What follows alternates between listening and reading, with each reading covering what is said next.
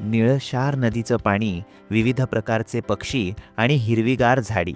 हे आहे रत्नागिरीजवळील एक सुंदर गाव आणि याच गावातील एका ॲग्रो फार्मिंग रिसॉर्टला मी भेट दिली.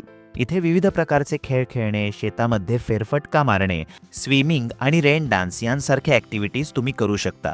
पपई, ड्रॅगन फ्रूट, मोसंबी, खजूर, डाळिंब, तांदूळ आणि कदंब यांसारखी विविध प्रकारची लागवड तुम्हाला इथे पाहायला मिळेल. आता रिसॉर्ट फिरून झाल्यानंतर वेळ होती ती जेवायची.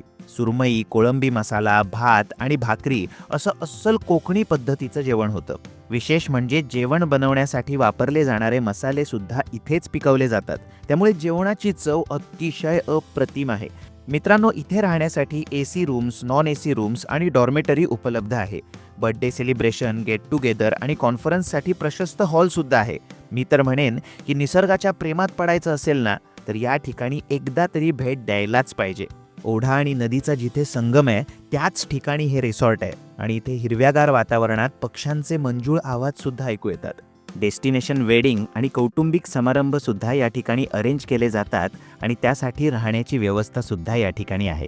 तर मित्रांनो, या रिसॉर्टचं नाव आहे ग्रीन व्हॅली ॲग्रो फार्मिंग, जे रत्नागिरी जवळील निरुळ या गावात आहे. इथे फुल डे, डे नाईट अशी विविध प्रकारची पॅकेजेस सुद्धा अवेलेबल आहेत. त्याविषयीच्या डिटेल्स जाणून घ्यायच्या असतील तर स्क्रीनवर दिलेल्या नंबरवर कॉन्टॅक्ट करा. अधिक डिटेल्स कॅप्शनमध्ये आहेत आणि हा व्हिडिओ तुमच्या मित्राला शेअर करा.